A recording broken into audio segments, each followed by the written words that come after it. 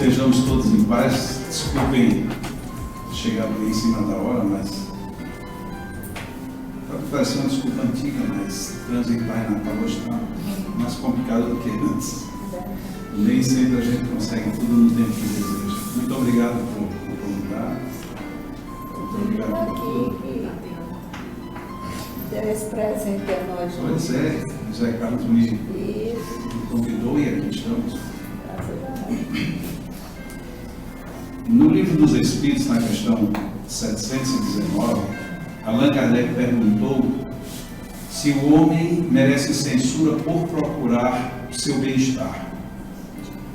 Essa pergunta é muito interessante porque muitas doutrinas, mesmo que veladamente, condenam a nossa busca pelo bem-estar. Parece que a gente procurar estar bem é pecado, ou se a gente está bem, parece que Deus vai ficar com raiva, e algo do tipo. Fato é que o mundo parece que não fica muito satisfeito quando nos vê bem. Entenda-se pelo mundo, tanto os religiosos como as pessoas, parentes, a não ser aqueles que estão levando relativa vantagem no processo. Normalmente aparece ou inveja, ou crítica, ou cuidado. Tem gente que não gosta nem que outras pessoas sorriam. Se você sorrir, quer dizer, você está sorrindo tanto que cuidado, que vem coisa ruim depois. Aí a pessoa já começa a ficar com raiva e agora? Então já que vai ter raiva depois, já vai abandonando tudo. E a resposta dos Espíritos é uma das respostas, dentre muitas, que contraria um pouco essa filosofia da maioria das religiões, e eu posso até dizer da maioria dos espíritas que se pronunciam como espírita. Os espíritos disseram, é natural o desejo de bem-estar. Então, não é nem a questão de ser a favor ou ser contra. É natural, é da natureza, é uma lei comum. É natural, portanto, que a gente deseje o bem-estar. Mas os espíritos acrescentam, o que Deus proíbe é o abuso. E quando ele fala Deus, tanto ele fala Deus, como pode ser natureza, como pode ser qualquer coisa. Em tudo que a gente abusa, é aí onde está o erro. Tem pessoas que querem tanto bem-estar que depois que chegam ao bem-estar não querem fazer mais nada. Entram no imobilismo e esse imobilismo gera aí todas as descompensações que a vida oferece a quem não faz nada. Por que este assunto é um assunto muito interessante no mundo dos espíritos? Porque faz muito a ver, tem muito a ver com o nosso dia a dia. Precisamos estar bem. Precisamos buscar estar bem. Não há nenhuma condenação nisso. Tem pessoas que apenas só querem estar bem sem saber por quê. Talvez aí comece um pouquinho do equívoco. Por exemplo, tem pessoas, graças a Deus hoje não muitas, que se chegarem a um centro como este, aí encontram as paredes todas arrumadas, ar-condicionado, portas de vidro, vão dizer, isso não é bom porque está fugindo de uma pureza. Aí a gente pergunta, mas de que pureza você está falando? Porque aqui não tem nada impuro. Simplesmente as pessoas procuram ter o seu bem-estar. E onde é que está o erro? Agora, se fosse um bem-estar, tão bem-estar, de um jeito que a gente se deitasse na poltrona e dormisse e não assistisse nenhum trabalho, a gente já estaria no abuso. Então tudo tem uma boa medida. E a boa medida está no bom senso, está no equilíbrio. O nosso problema, muitas vezes, é porque nós não sabemos lidar com as situações que aparentemente se contrastam. E muitas delas a gente não percebe. Quando a gente vai ao médico, por exemplo, porque temos alguma enfermidade, é incrível como hoje a medicina se preocupa em tratar a enfermidade, mas não necessariamente o enfermo. E aí a gente fica decepcionado, por exemplo, quando a gente vai a um médico, faz uma bateria de exames e depois ele diz, você não tem nada. A gente diz, como que eu não tenho nada? Se eu não tivesse nada, eu não queria vir me procurar. Mas por que ele diz que não tem nada? Porque ele procurou a enfermidade, não encontrou, não tem como tratar isto que não foi localizado, então você não tem nada. Isso é um retrato muito forte de como é que a gente hoje lida com a medicina. E não é só essa medicina clínica. Se a gente vai a um psiquiatra, vamos a um psiquiatra hoje quando sofremos de depressão. Na depressão nós temos profunda tristeza, nós temos acabrunhamento, nós nos anulamos muito na própria vida. E o que a medicina psiquiátrica faz conosco? Nos dá medicamentos para a tristeza se esconder. Aí a gente toma remédio para dormir, toma remédio para ficar meio dopado, a gente toma remédio para ver se recobra alguma coisa. Mas a psiquiatria ela não consegue fazer o antídoto da tristeza, que é lhe dar alegria. E aí, quando ela não consegue lhe dar alegria, o que ela faz? Ela lhe dá mais medicamento para você ficar mais dependente ou mais dopado. Bom, mas pelo menos você já não está triste. Quem me garante que eu não estou triste? Eu estou dopado ou eu estou com excesso de medicamentos? É óbvio que aqui eu estou colocando algo muito forte, talvez assim, muito direto. Mas é somente para a gente perceber como nós vivemos um contraste muito grande. Todos nós queremos ser felizes, mas parece que o maior inimigo da nossa felicidade somos nós mesmos. Porque a gente quer o impossível, a gente quer de uma forma que a gente não se esforça. O que é estresse? Hoje todo mundo fala de estresse. O que é o estresse? O estresse é a forma como a gente tem lidado com o fenômeno que está acontecendo, às vezes dentro, mas na maioria das vezes fora de nós. Aí eu me estresso por conta do trânsito, eu me estresso porque o professor está exigindo, eu me estresso porque meu filho me dá trabalho, eu me estresso porque meu marido, minha mulher faz coisas que eu não gosto, eu me estresso porque eu tenho que ir rezar. A gente se estressa por tudo, porque a gente vem para o centro, vai para a igreja, a gente vai rezar. Era para a gente já sair com outro ânimo, mas não, a gente já sai com um péssimo ânimo. Quando eu saí de casa hoje, que eu tinha vindo para cá, que eu peguei um trânsito que não estava no roteiro, eu não sei nem porque que tinha aquele trânsito todo, porque eu estou no contrafluxo. Eu disse, meu Deus, eu vou chegar atrasado. Eu simplesmente tirei uma palavra na minha frase. Eu disse, não é isso. Eu não vou chegar atrasado. Eu vou chegar. Ponto. Eu pus um ponto final ali. Porque se eu colocar, eu vou chegar atrasado, isso vai me levar para um estresse que não vai resolver coisa nenhuma. Porque ninguém vai sair da minha frente, eu não vou conseguir voar, nada. Quando eu cheguei aqui é ruim estacionar essa rua, acho que quase todo mundo aqui já percebeu isso.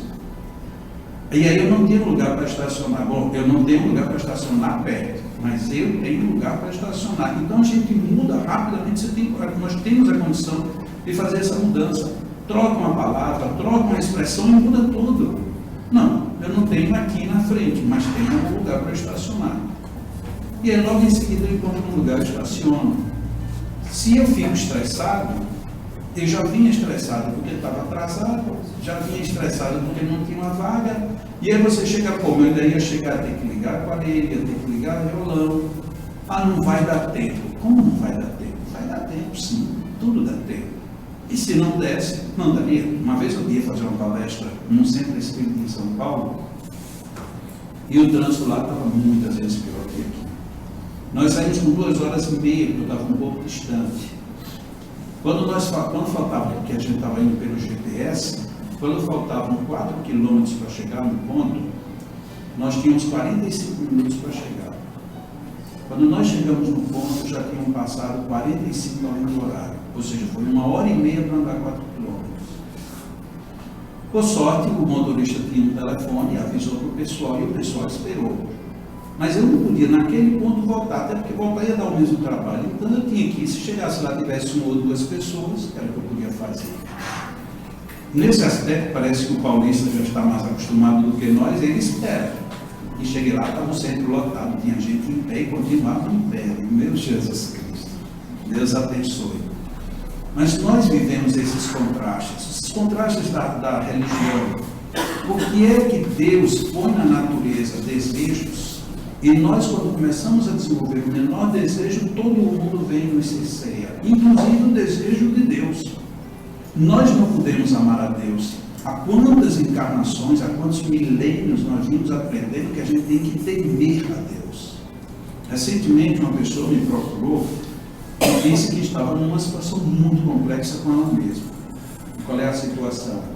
É porque eu sempre aprendi que eu tinha que temer a Deus. Deus sempre foi muito duro, tudo, então qualquer coisa que acontecia, porque Ele queria, então eu tinha que aceitar. Mas de repente eu descobri que Deus não é isso. E em vez de eu ficar feliz, eu agora estou em conflito, porque a minha vida toda foi nessa direção de que Deus não queria isso para mim, que Deus não fazia isso. E agora eu descubro que a vida não é bem assim. Tem um senhor que é psicólogo, em que uma senhora o procurou para fazer uma consulta. E chegando lá no consultório, disse assim: olha, tudo bom, muito prazer, eu sou uma pessoa muito feliz e muito de bem com a vida. Ele disse: ah, pois não, quer que a senhora veio aqui? Não, eu queria primeiro me apresentar, já que o senhor vai me consultar. Ele disse: pois não, então, diga aí o que é que a senhora quer dizer. Eu sou uma pessoa feliz, sou uma mulher bem casada, tenho alguns filhos, tenho uma boa religião, eu tenho uma boa casa, eu não preciso praticamente de nada, tenho muitos amigos, todo mundo diz que eu sou muito simpática, eu sou simpática, eu procuro desagradar o mínimo possível a todo mundo, eu me sinto bem. Ele disse: então o que a senhora veio fazer aqui? Ele disse: aqui tudo isso eu faço, mas eu me sinto constrangida. Mas constrangida de ser feliz? Não. Constrangida de não poder fazer algumas coisas que eu quero, porque se eu fizer, algumas pessoas vão ficar chateadas. Mas como assim? Por exemplo, eu gostaria de fazer aula de danças, mas se eu for dançar, meu marido vai ficar chateado. E aí essa tranquilidade que eu tenho até hoje não valeu a pena. Aí ele perguntou para ela: você acha mesmo que valeu a pena essa tranquilidade que você tem até hoje, se você não pode nem ao menos realizar um único desejo seu? Porque você é feliz porque você é feliz, ou porque você acha que dentro do padrão você é feliz? Você é feliz porque você tem um bom marido, ou você tem um bom marido porque você aceita tudo do jeito que é? E aí o psicólogo começou a contrapor. No final ela sorriu para ele e disse: eu tenho mais que sorrir do senhor e para o senhor, porque o senhor está me fazendo as perguntas que eu venho me fazendo há um monte de tempo, e eu queria chegar para o senhor fazer essas perguntas, e agora como é que fico eu? Que respostas o senhor vai me dar? Eu disse: eu vou lhe dar todas as respostas. Você não é a mulher mais feliz do mundo, você não tem o melhor marido do mundo, você não tem os melhores filhos do mundo, você não tem a melhor vida do mundo. Ela disse: então agora eu vim para cá para o senhor estragar a minha vida? Eu disse: não. A senhora veio para cá para a senhora poder repensar e fazer uma nova vida. Porque se isso tudo lhe trouxe um psicólogo, é porque a senhora tem algum problema que não está gostando dessa sua vida e parece que ela não faz sentido. E ela foi embora, não voltou. Conta o mesmo psicólogo que 3 anos depois se encontrou com ela. E ela chegou e disse: o senhor lembra de mim? Ele disse: me lembro, porque você foi uma paciente totalmente atípica. Eu nunca tive uma paciente como você, nem antes nem depois. Ele disse: pois eu não voltei, sabe por quê? Ele disse: a senhora ficou muito chocada. Ele disse: não, porque com uma consulta eu me curei. Como assim? Ele disse: eu fui fazer aula de dança. E no dia que meu marido disse: o que é que você vai fazer? Aula de dança, vamos comigo? E eu desmontei ele. E ele disse: mas eu não gosto de dançar. Ele disse: você já dançou? Não. Então você não pode dizer que não gosta. Mas e se eu não gostar? Você gosta de mim? Gosto. Então você vai dançar com uma pessoa que você gosta. E aí ela começou a desmontar de um por um os argumentos e começou a ter a vida que ela queria ter, sem precisar brigar, sem precisar contrapor. E ela disse que uma única consulta para ela foi suficiente, por isso que ela não voltou. Por que a gente às vezes tem essa dificuldade? Porque a gente tem medo de enfrentar o abandono do mundo. Mas tem um outro grande psicólogo lá de São Paulo, que ele diz que o abandono do mundo não é o nosso maior problema. O maior problema que o ser humano tem é o abandono de si mesmo. Se eu me abandonar, se eu desprezar os meus valores, aí eu tenho um problema grave. Porque se o mundo me abandonar, afinal de contas, não é o mundo que me sustenta. Não é o mundo que me mantém viva ou vivo. O mundo, ele sim, o meu interior. Este é que importa. Então são reflexões que parecem trazer para nós uma realidade de contrastes muito forte. Como é que eu sou religioso, eu sou espírita, eu sou católico, eu sou protestante, eu sou judeu, eu sou budista, mas eu não amo Deus. Mas não amo a Deus por quê? Porque Deus está só me pegando na coisa ruim. Deus nunca é apresentado como aquele ser que nos quer bem. Tem uma amiga que um dia ela vinha andando numa rua e ela viu um homem puxando uma carroça. E ela olhando para o homem, ela teve um susto tão grande que ela falou, ela expressou o que ela pensou. Ela disse: nossa, como esse homem deve ser infeliz. E ele ouviu. Ele parou e disse: senhora, sim, a senhora falou comigo? Disse: não, desculpa. Ele disse: não, o que a senhora falou, que se foi comigo, eu quero dizer a senhora que a senhora está errada. Disse, não, mas eu disse, me desculpa. Disse, não tenho que a senhora se desculpar, eu só queria só esclarecer que eu não sou infeliz.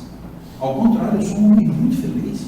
A senhora imagina muita gente que para poder carregar as coisas precisa maltratar um animal, eu não preciso.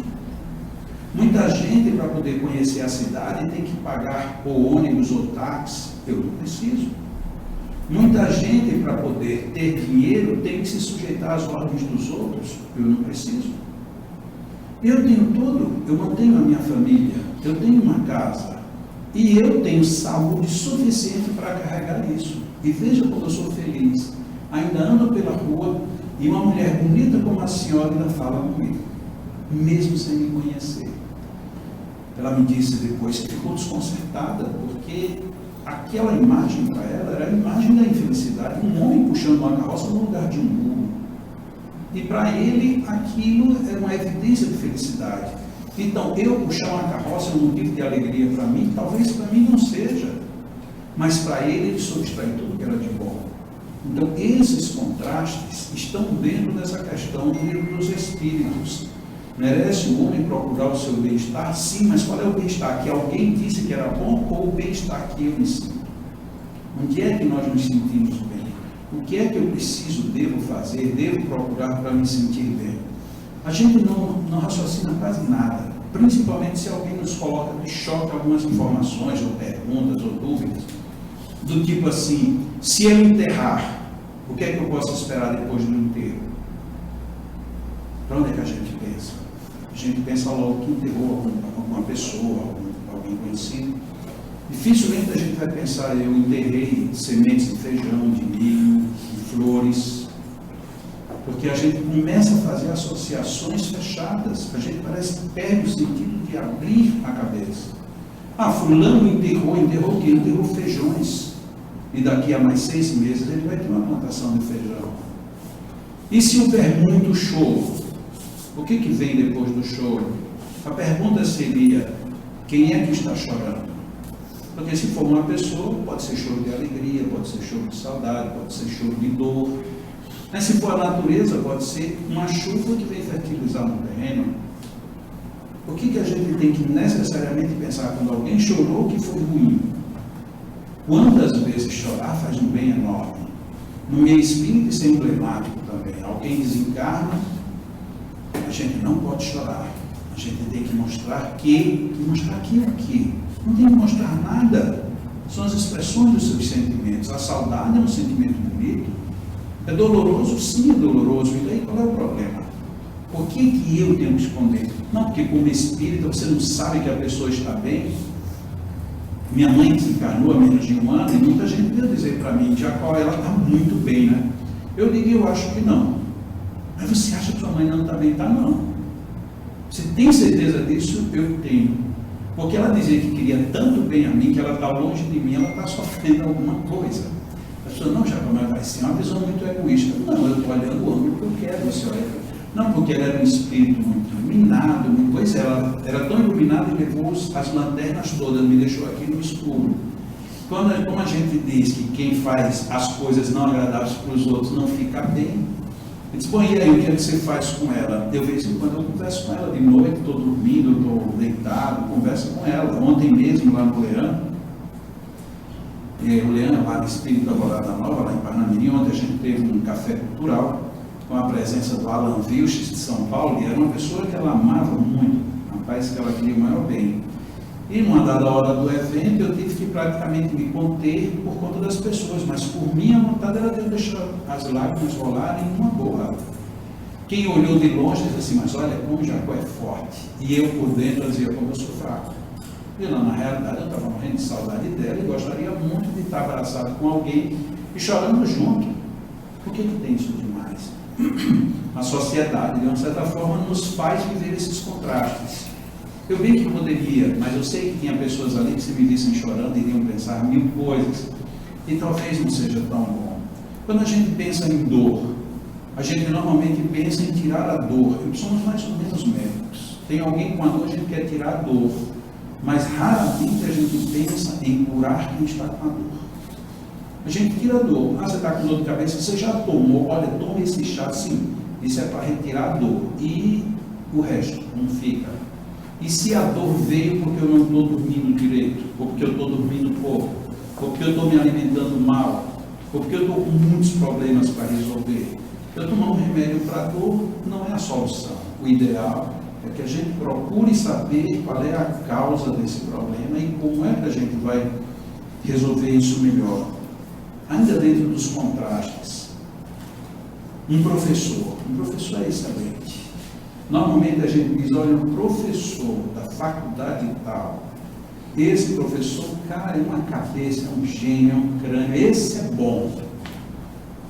Aí você tem um filho pequeno, de 3 anos, aí você põe num jardim.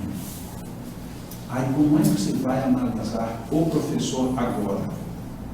Porque o professor da faculdade é uma coisa, ele tem que ser bom. Mas e o professor do meu filho com 3, 4 anos de idade? Ele não precisa ser gênio, ele não precisa ter grande sabedoria, ele não precisa ter a arte de explanar, mas ele precisa ter alguma coisa para poder credenciá-lo de ser um professor tão bom ao ponto de ser o professor do meu filho. Mas a gente começa a criar os contrastes o tempo inteiro. A gente pensa tanto que o professor ganha aquele professor super graduado, super jeitoso, super isso, e nos esquecemos da essência. Muitas vezes alguém tem uma grande bagagem, isso é ótimo, mas não é tudo. Outras vezes as pessoas têm um bom tato, mas não sabem transmitir as informações. Portanto, tem variações que são precisas que a gente busque. Como? Buscando isso que os Espíritos sugeriram. Nós podemos sim buscar o sentido de bem-estar geral. Quando a gente procura o bem-estar geral, a gente começa a sair desses contrastes. A vida começa a entrar num nível mais razoável, no qual a gente pode se mover muito melhor. Uma outra dificuldade nossa que gera muito esse mundo de contrastes é que a gente gasta muito mais tempo e energia com coisas que a gente não quer, não gosta e não admira e que nos incomoda, portanto, do que com as coisas que a gente quer, gosta, admira e que, portanto, nos conforta. A gente gasta um tempo enorme. Se você vai, por exemplo, de casa ao trabalho, de casa à escola, de casa a algum lugar, e você vai e resolve plenamente o que você queria resolver, que você está extremamente satisfeito com isso. Mas na volta, depois de você já ter chegado onde você queria, alguém lhe disse alguma coisa indevida. Quando você chega em casa, você não comenta o seu sucesso, você comenta aquilo que foi desagradável. Por que será que a gente tem essa compulsão? Eu tenho um filho que há muitos anos mora fora do Brasil, e um dia ele estava 1 ano e pouco só fora. Eu telefonei para ele e eu disse, e aí meu filho, tudo bem? E ele disse, mais ou menos. Eu disse, qual é o problema? Ele disse, nenhum, mais ou menos. Sim, mas para você dizer mais ou menos, pois é, meu pai, mais ou menos. O senhor só ouviu menos. Por que o senhor não ouviu mais? Eu digo, mas olha que coisa. A gente não pega isso e ele ficou zombando da minha cara. E com razão. Papai, está tudo mais ou menos. Eu só me preocupei com menos. Qual é o problema? O que está acontecendo? Não está acontecendo nada. Esse mesmo filho me deu um exemplo uma vez, que eu já contei em algumas palestras, que foi um dos exemplos mais notáveis, que ele me fez passar uma tensão, uma vergonha interior, um mal-estar profundo, numa situação premeditada. Ele nunca foi muito hábil em movimentos de mãos, trabalhar com as mãos, tudo com ele é de raciocínio. E um dia ele chegou em casa e disse, meu pai, vai ter uma competição de natação lá na escola e eu vou competir. Eu digo, Jesus Cristo. Ele disse, eu quero que o senhor vá. Eu digo, pronto. Vou, meu filho, lógico que eu vou e tal, estarei lá, pode contar comigo, mas por dentro, eu dizia, meu Deus, o que é que eu vou fazer? Porque vai ser um desastre. Mas, e chegou o dia, na noite anterior, pai, amanhã de manhã, o senhor acorda cedo que a gente vai. Eu digo, tá legal, meu filho, mas você está preparado? Estou preparadíssimo, digo, eu também, vamos nessa. Chegamos lá e primeira turma, né? A pista dos 7 raias, só deu 7 e vão, aí ganha. Ele ali lá do outro lado, ele de um lado da piscina, eu do outro lado aqui, dos pais torcedores, mães, e eu aqui, ele lá outra vez, quando ele fazia, tá chegando a hora, ele ficava, e eu querendo mostrar todo o entusiasmo do mundo. Até que chegou a hora, agora vamos chamar a turma não sei o que, era a turma dele. Aí disse, agora vai, eu comecei a gritar feito um louco. Meu filho, vamos lá, vamos arrasar. O pessoal olhava para mim assim, que pai louco esse, eu ali dando a maior força do mundo. E aí os professores vão chamar. Primeiro, na primeira raia vai vir o aluno tal. Não apareceu o aluno. Bom, não apareceu, então esse WO. Segunda raia, vamos chamar fulano da classe tal. O cara também não apareceu. Beleza. Terceiro aluno, tal, ele, meu filho. Vamos lá, isso aí. E o pessoal olhava para mim e disse, esse cara é louco, né? E eu dava na maior corda para ele. Eu digo, eu vou me divertir antes, porque depois o negócio não vai ser tão feliz. Então eu já me divirto antes. Chamaram o quarto não foi. Chamaram o quinto, foi.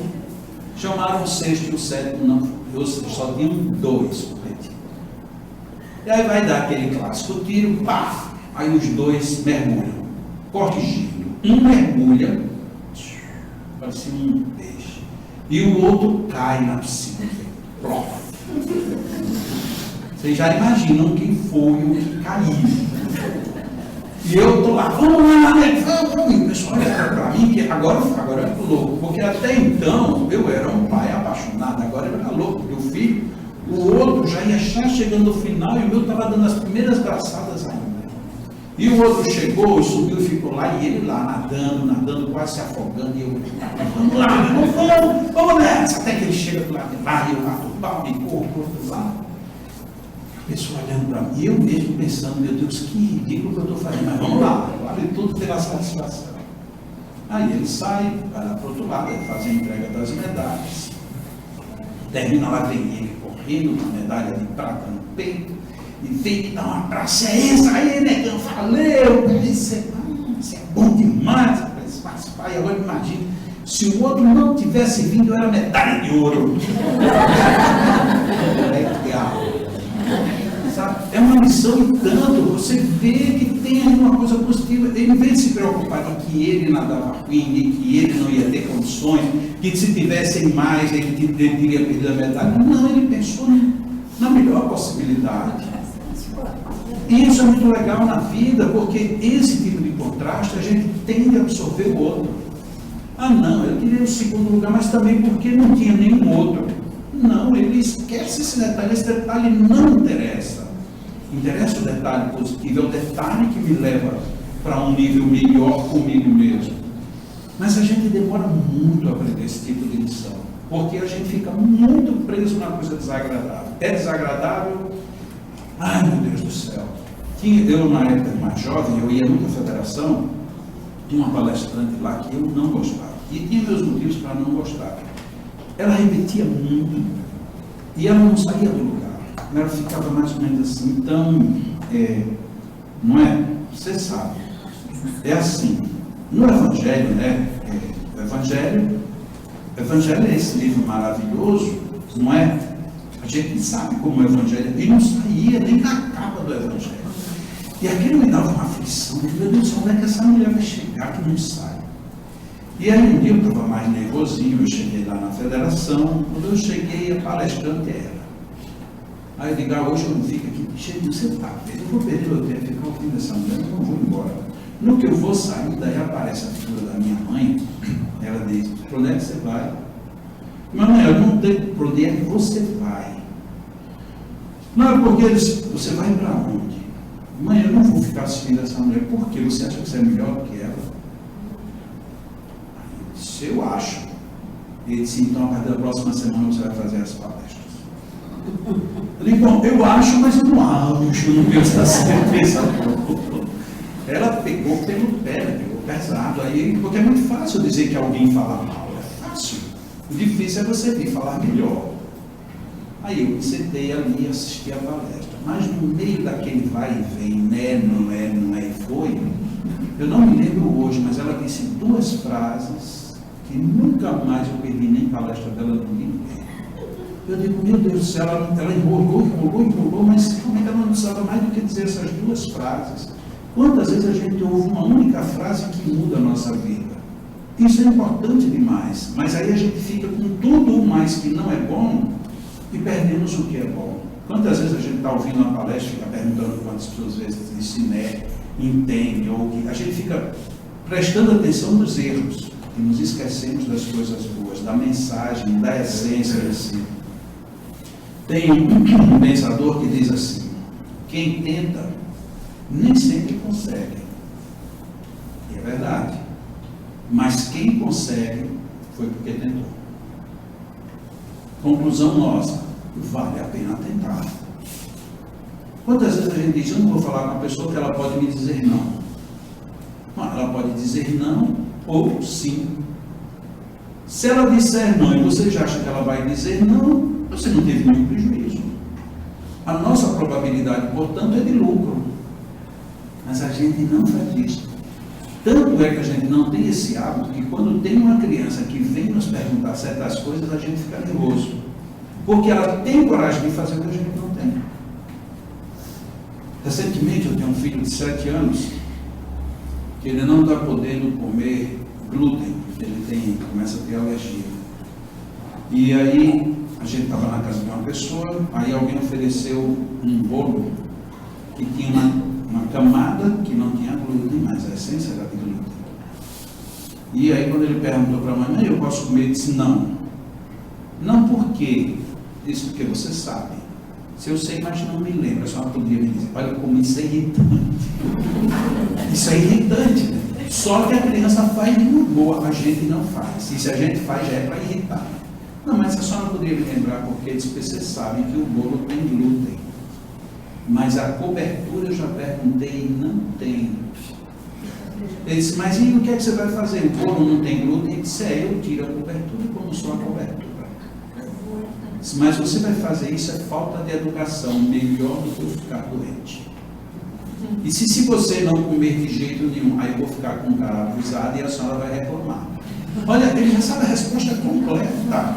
O negócio vem todo prontinho, só que ele encara. Aí a gente fica nervoso. Por que a gente fica nervoso? Porque a gente fica doido para fazer isso também, mas não faz. A gente não pergunta, a gente não troca uma informação. Não, mas por quê? Porque eu quero. Sim, mas além do que você quer, qual é o outro passo? Acaba tudo. Por que a gente vai ficar sempre preso à ideia negativa? Não há justificativa. A proposta do Livro dos Espíritos é todos nós devemos buscar o nosso bem-estar. O que não devemos é abusar disso. Não abusar em sentido nenhum. Nem na nossa própria emoção, no nosso próprio psiquismo, no nosso próprio físico, como nos dos outros. Ah, mas assim fica difícil. Não, não fica difícil porque Jesus já deu a regra. Faça ao outro aquilo que você gostaria que o outro lhe fizesse. Então o limite é bem fácil da gente distinguir. Na hora que eu me proponho, eu vou ser feliz, eu quero ser feliz, eu tenho que colocar isso como objetivo. O problema é que a gente quer ser feliz, mas para satisfazer, às vezes, excentricidades. O que é excêntrico? Vai fazer mal? Não. Vai lhe atrapalhar a vida? Não. Vai fazer mal ou atrapalhar a vida de alguém? Não. Então vá. Eu tenho muitos filhos, então tem muita história de filho. Eu tenho um que hoje em dia é moda, mas na época, quando ele tinha 5, 6 anos, ele só ia para a escola com meia trocada. Como assim? O colégio tinha 2 cores de meia, uma azul e uma branca. Ele toda a vida ele ia com um pé azul e um pé branco. Eu disse, meu filho, mas por que isso? Ele disse, eu não sou obrigado a ir de meia. É, mas todo mundo vai, ou de azul ou de branco. Ele disse, só que eu não sou todo mundo. E aí você fica sem argumentos. Dizer o quê? Não, mas é porque eu quero que seja assim. Não, mas se na escola deixam eu entrar, porque a pessoa está bronqueando. Ele sai do contraste rápido. Ele entra na sensação, no sentido do prazer. Eu quero ter o prazer de ir desse jeito. Qual é o problema? Eu não estou ofendendo ninguém, não estou agredindo ninguém, não estou quebrando regra nenhuma. Se eu tivesse indo de meia azul e amarela, aí você poderia dizer, porque está fora do padrão da escola, mas eu estou indo nas meias da escola. E aí, qual é o problema? Nenhum. Esse mesmo filho, que é o meu filho mais velho, ele até os 30 e tantos anos de idade, ele não comia de garfo. Ele só comia de colher. E eu perguntava a ele, no dia que você tiver que ir a um restaurante, ele disse, eu peço uma colher. Mas todo mundo vai olhar o problema dos outros, pai. Eu não gosto de comer com garfo. Eu disse, mas você tem algum problema com garfo? Hoje não, mas eu me lembro da primeira vez que eu enfiei e furei minha boca. Então eu não quero um garfo. Não sei o que foi que aconteceu hoje, ele come de garfo e faca. Mas foi preciso passar mais de 30 anos para ele comer de garfo e faca. Aí você vai brigar por quê numa situação dessa? Não, porque a sociedade recrimina quem come de colher. Tem uma história bem antiga de que um dia um homem dos Estados Unidos, ele foi conhecer uma tribo de índios lá, ainda no tempo que ainda tinha lá nos Estados Unidos, numa região que tinha uma tribo de índios, e ele foi lá. E quando ele chegou lá, uma tribo extremamente primitiva, na hora das refeições, ele tirou uma colher, porque estava todo mundo comendo com as mãos. E aí o pajé, o homem da religiosidade da tribo, disse, olha, o senhor não pode colocar isso aqui. E ele perguntou por quê? Disse, porque isso aí é instrumento de Satanás. Como um instrumento de Satanás? Ele disse, porque Deus deu ao homem os dedos para ele pegar no próprio alimento e comer. Na hora que você está colocando alguma outra coisa, isto é indevido. Ele teve o bom senso de respeitar a lógica. Mas veja que nem sempre a lógica é a de todo mundo. Na lógica deles está perfeito. Ah, Deus me deu os dedos, porque que tem mais eu pegar a comida e comer com as mãos? Quando eu era menino, acho que muita gente aqui deve ter vivido isso, a minha mãe fazia uma comidinha chamada pelotão. Ela pegava, misturava arroz com farofa, com feijão e tudo, e depois fazia os bolotros assim, amassava e dava aquilo para a gente. Aquilo é algo que, pelo amor de Deus, hoje é condenado pelo mundo inteiro, porque tem os germes na mão, pois é, ninguém morreu até agora. Então é tanta pureza que nem é tão importante assim. Nós precisamos sim procurar viver de uma maneira em que o nosso bem-estar seja grande. Quando o Zé Carlos me falou para vir hoje, eu perguntei sobre o tema, ele disse, não, sobre qualquer tema do livro dos Espíritos, eu pensei, tem temas no livro dos Espíritos que são bem mais complexos, são bem mais rebuscados, mas eu disse, não, eu vou preferir escolher, já que ele me deu a liberdade, de nós falarmos de um tema assim, bem do nosso dia a dia, porque são questões que valem no nosso dia a dia. E como resumo fica bem simples. Tem uma preocupação, procure uma outra melhor. Você está pensando em alguma coisa ruim, pense em uma coisa boa. Você está pensando numa obrigação, num compromisso, procure fazê-lo com satisfação. É a melhor maneira que você tem que resolver esse compromisso, seja com quem for. Tire satisfação disso, viva com intensidade. E depois tem uma regra muito prática. Se você tem um problema para resolver amanhã ao meio-dia, pode ter certeza, a 1h da tarde já se vai passar. Então não tem por que você gastar a sua vida toda. Ah, eu tenho uma audiência com o juiz amanhã. Não se preocupe. Amanhã, depois de passar a audiência, já passou. Boa ou ruim, já aconteceu. Então não tem para que se mata agora. Vá com calma. A vida pede esse tipo de liberdade de nós enfrentarmos os contrastes. Meu amigo, dá para ligar aqui? Está ligado? Então, aí eu toco uma música nesses 5 minutinhos.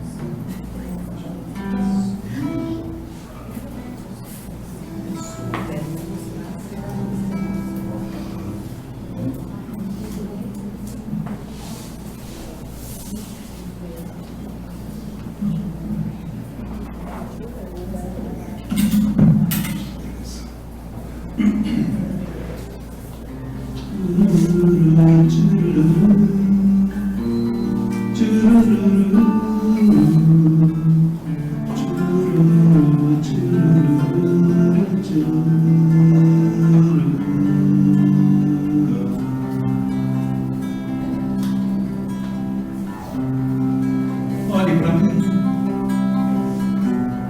preste atenção,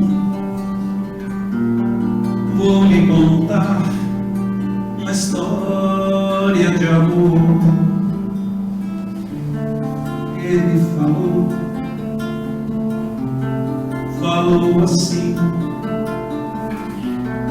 o céu lhe dou, se você quiser. Basta fazer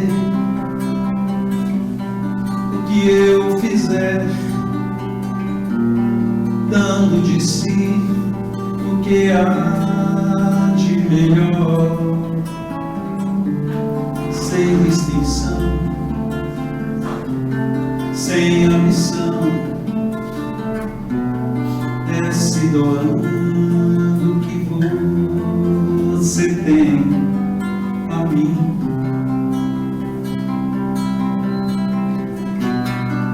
Faça aos outros o que quer para si. Faça tudo com coração. Ele falou: eu sou amor. Só se vai ao Pai por mim. Jesus, Jesus, Jesus, Jesus, o Mestre, o Senhor. Jesus, Jesus, Jesus, a maior história de amor. Jesus ama todos com igual condição. Viver seu amor é o caminho da sublimação. Jesus, amigo, irmão, mestre, Senhor. Jesus, Jesus, profeta, exemplo vivo do amor. Jesus, Jesus, a tua fala de amor. Jesus, Jesus, vivendo bem, te presto louvor.